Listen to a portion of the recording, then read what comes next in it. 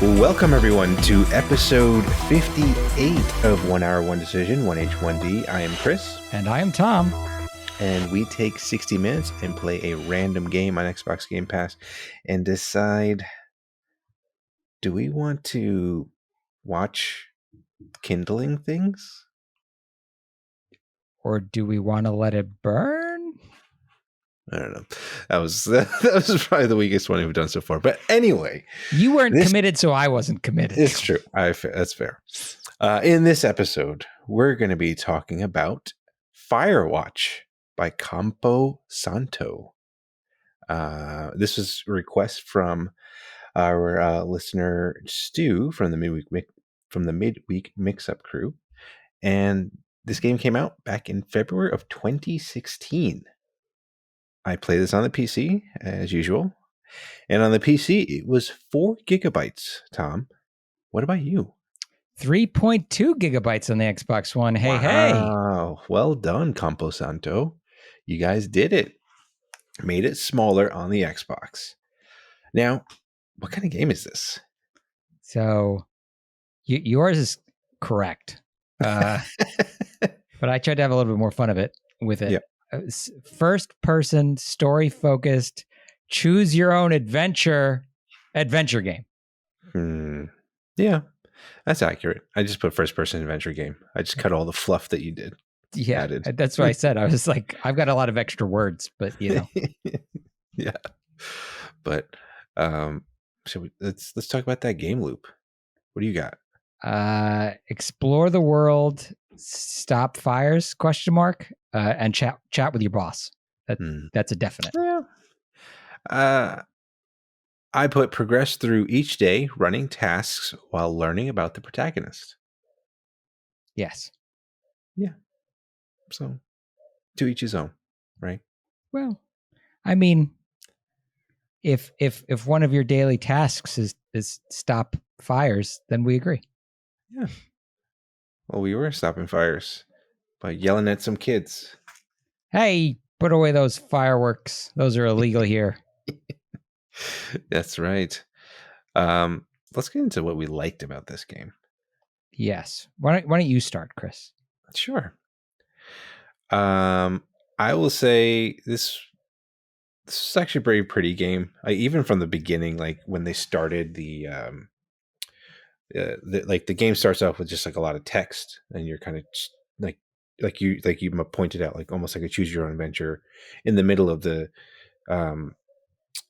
story cards that come up, you get to pick what, like, you know, the name of the type of dog that you get, the type of like the way that you react to your I guess girlfriend or wife but girlfriend at the time, and etc. And it had like some pretty colors in the back that changed and stuff like that. But like this is another game. I think it's from 2016. I think it still looks pretty good, all things considered.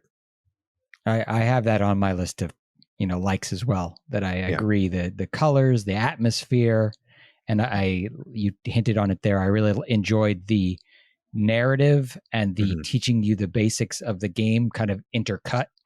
Where it would do like a little thing where you do like a little walk, and then it like cuts to this choose your own adventure text.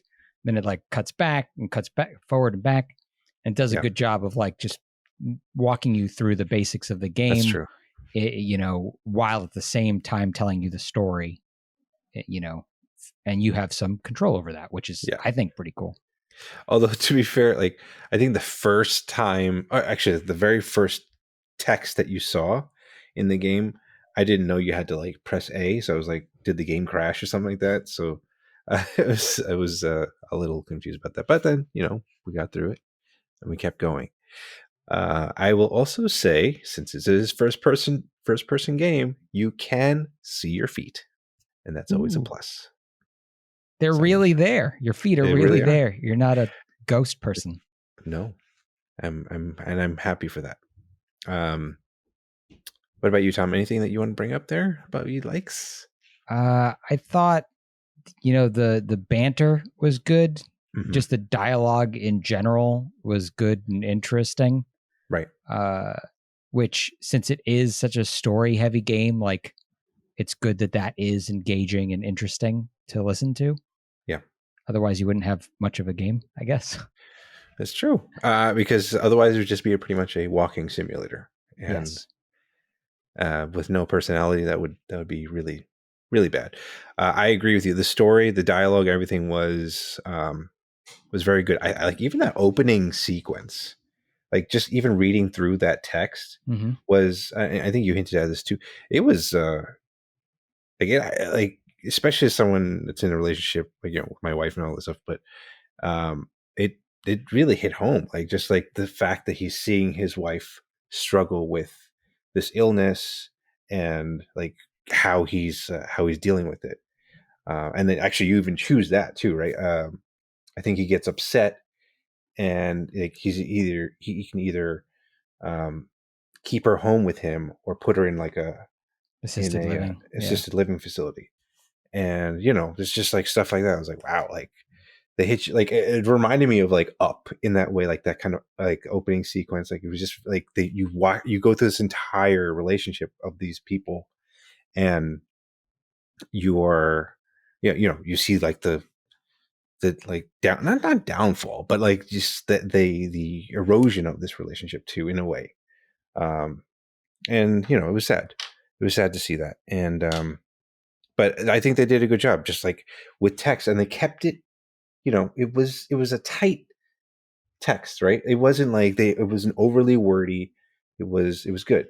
And then and as you're going through the game, you're slowly unraveling that onion of this character and his relationship with his wife and whoever, because you've got the nagging boss that's just like asking you all these questions and stuff like that. And so that was good. Like, yeah, there's that sense of mystery, which is really cool. And I'm hoping, like, I liked, and, obviously you pointed this out, it's choose your own adventure game. I'm hoping that those choices actually mean something. Yeah. In the end. But we only played the first hour of this game. Anything else you wanted to bring up? So I thought it was interesting. I noticed in the options the ability to play the game with commentary. In the same way that maybe perhaps it does have a very like movie-like feel to it, this game. So it's not weird that you would have a story movie and have commentary, but it is weird to see a video game with commentary. But I thought that was pretty neat. I mean, I didn't mess around with it at all, but like the idea that you could, I would presume on your second playthrough, have these people in your ear as you play the game and talk about the decisions they made and why they made them.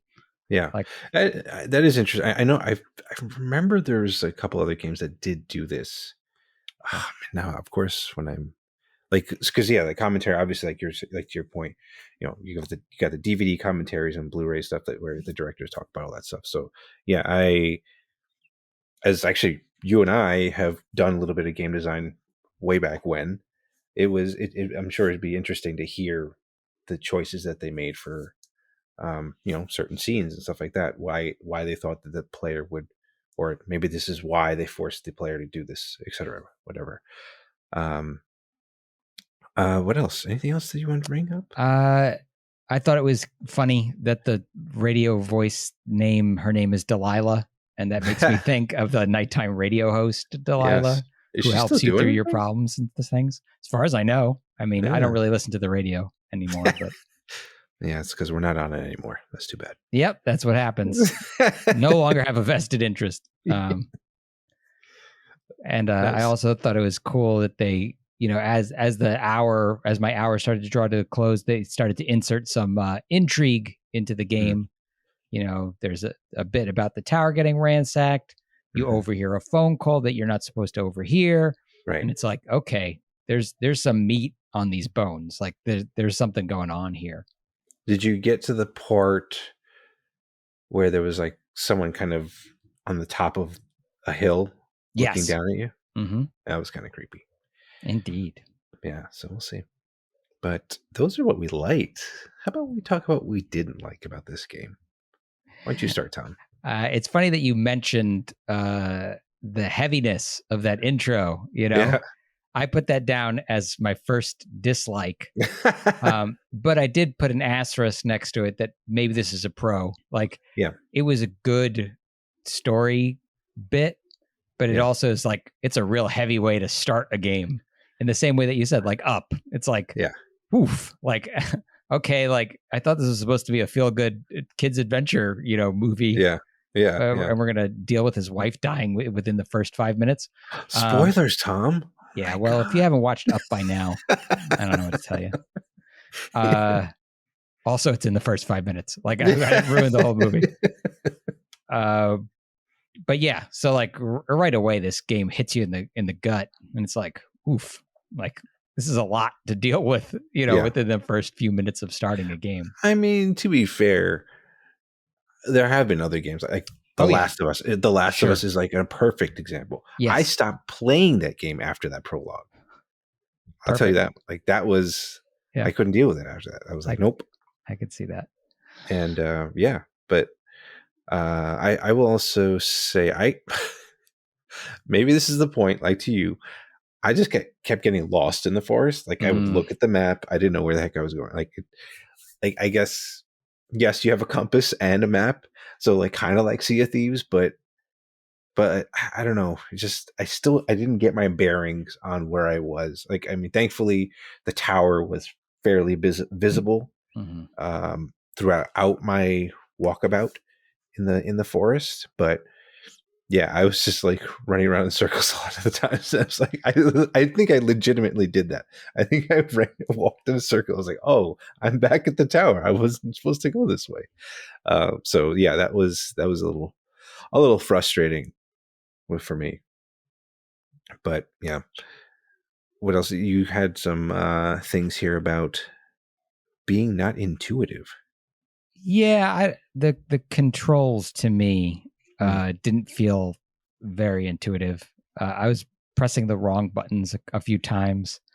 I just felt like, and I see it here on yours as well, like interacting with objects just didn't feel right. Like, it was weird. Like, you open up a thing, you could take out a book, but then your only option is to throw it on the ground. It's like, shouldn't I be able to put this in my inventory or put it back where I got it? Right. But like, to put it back where I got it, I have to like throw it right. Yeah. So like, that's like a little mini game I created for myself, was like, if I took something out of a chest, trying to throw it back into the chest. I agree. Like, yeah, there was a lot of books that you could pick up and like you could rotate it and examine it. But I was like, maybe again, because we only played the first hour, it's like, does this help you, guide you to understand, like, this is a mechanic that you need to pick something, you need to look at something in all the different angles of potentially see, like Resident Evil, right? Sure. Where you pick something up and like there's a key taped under the statue or some junk like that. So got it. Yeah. I mean, it's possible. I don't know. We didn't get that far. But I got to ask you one thing though. When you got to the lake, with where the girls were, did you turn off the radio? I was trying to, I think. Okay. Like, I picked it up. Yeah. And then like the girls started yelling at me for messing with it. Yeah. But why? Is the button on the back or something? Maybe no. Well, actually, that's a good point. But what did you end up doing with it? I just left it there. I threw it into the water. Glorious. I think that was an achievement too for ruining the radio. So I just threw it into the water. I was like, yeah, screw these girls. But yeah, I thought that was kind of funny. I had a chuckle about that because the thing broke. I was like, I don't know what it was going to do. I mean, I didn't think it was actually going to electrocute them. They were out of the water too, thankfully. Okay. But yeah, I thought that was pretty funny. The other thing, especially going back to the objects, I thought it would have been cool if you were able to combine things, like an old adventure game, sure, being able to put things together. Like, even if you're going to let me like touch the soap in next to my kitchen sink, like, can I clean my dishes? Because the dishes were all over the place. I wanted to clean it. It looked awful. I was like, I wanted to clean it, but That was one thing I was a bit frustrated about too.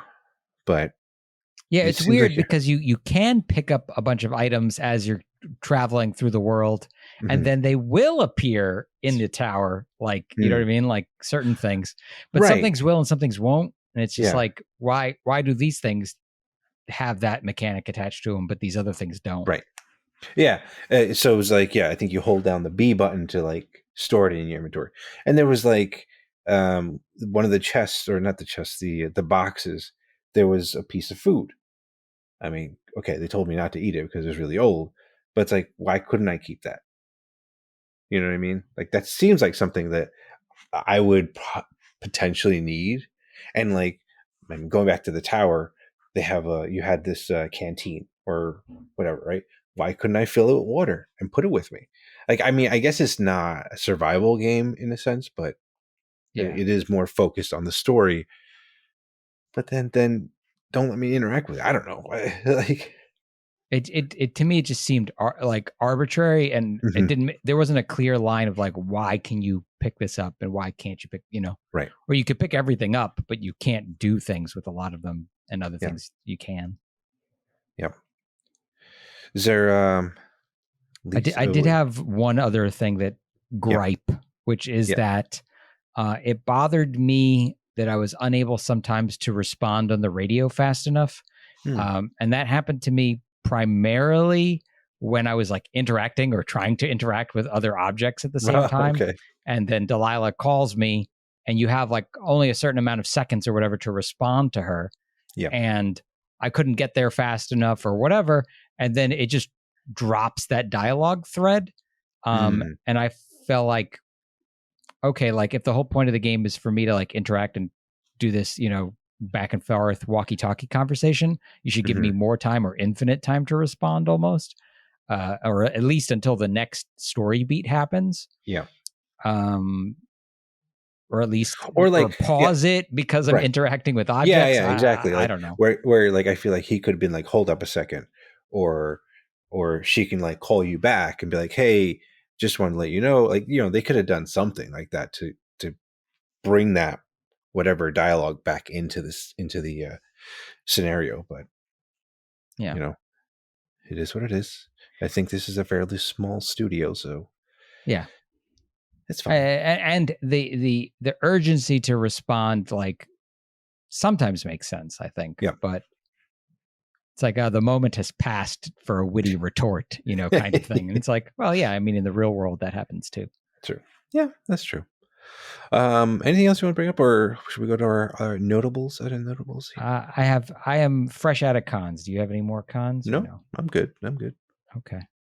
I do have one thought that I had the whole time while I was playing it, which Yeah. was this game would have been really well suited for virtual reality. Mm. And it feels weird to me that it wasn't made for that. Like, it seems like this is the way that you should be playing this game, is Yeah. in VR. And it isn't. So it's like, huh. Yeah. I have to look into that. But okay. So I will also mention that according to How Long to Beat, this game takes only 4 hours to beat. So we So I were mean, 1/4 of the way through. That seems unlikely. yeah, I don't know, maybe. And this game is Xbox Cloud Save and Play Anywhere capable. So again, you can play this on your Xbox, PC, or on mobile, and it'll keep all your saves. So that's a nice thing if you're into it. So our final thoughts: are we into this game, Tom? Are you going to keep playing Firewatch? So you touched on it earlier with getting lost in the woods. Yep.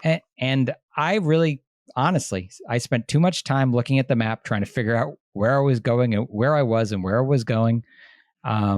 So I just feel like I know myself. It's still installed on the Xbox. It'll stay there for a little bit, but I doubt that I'll turn it back on. It just didn't grab me. Like, Yeah. I felt I was walking around in circles.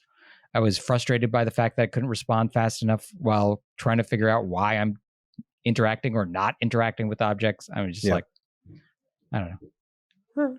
Wasn't enough That's for fair.